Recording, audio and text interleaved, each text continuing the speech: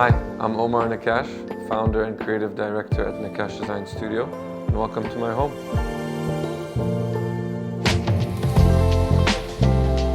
So my father is an architect. My mother was in the fashion industry, so was kind of raised in an environment that prioritized and highlighted design.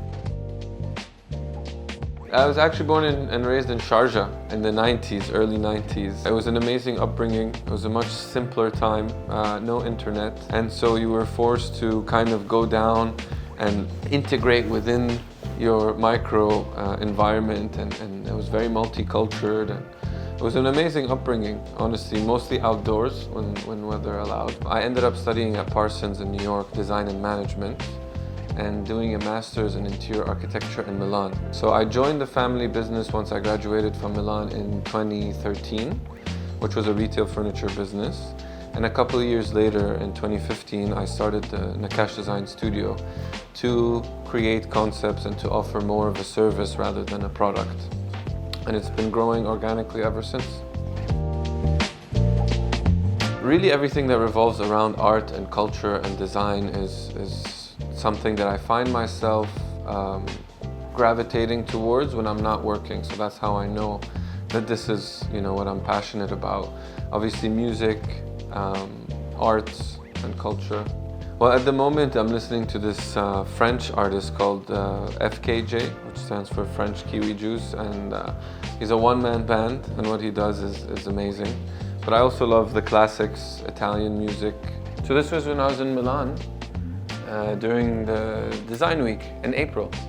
I went to a record store, I had a conversation with the lady there, and I'm like, they're like, Lucio Battisti, he's like the Frank Sinatra, or he's like the Prince, or whoever, like he's that big, and I had never heard of him. And it's an amazing record. Through readings and through travel, always inspired by different cultures and different countries, and we try to be inspired by the materiality, by the history, by the forms, the shapes that we see, and try to integrate them in our designs. This is the Diva armchair by Borzolino. Extremely comfortable, kind of hugs you, and very compact, so it doesn't take up a lot of your space, and obviously has a swivel base. A very elegant piece. The first piece of furniture worth mentioning that I bought, it's an investment, and it's this Eames armchair, lounge chair. And this is actually my favorite area in the house. We call it the library, so we have the music, we have the records, we have the books and magazines, and this is where I find myself in the weekends playing music and reading. So I wanted to invest in a piece that's comfortable enough to spend a couple of hours in.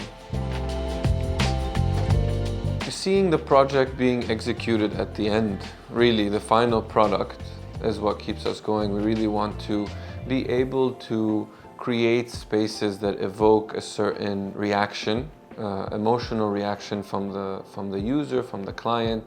And once that space is open and seeing the people interact with the space is the ultimate satisfaction, and I think that's what keeps us going.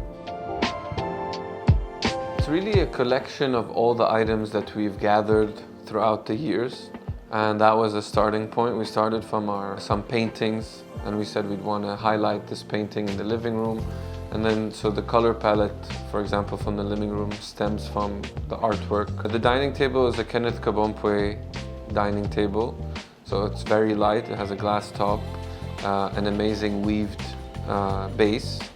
The chairs are the famous beetle chairs from Gooby. We have the Eames chair that we're sitting on now. But we also mix and match, so the bookcase that's behind me is from Crate and Barrel, for example. The art is, like I said, a collection that we've been gathering for a while. And for me, art is a very emotional reaction to the art. It has nothing to do with the price point or the gallery or who the artist is. As soon as we see an art piece, it's what does that evoke in us and what's the meaning behind it. Yeah.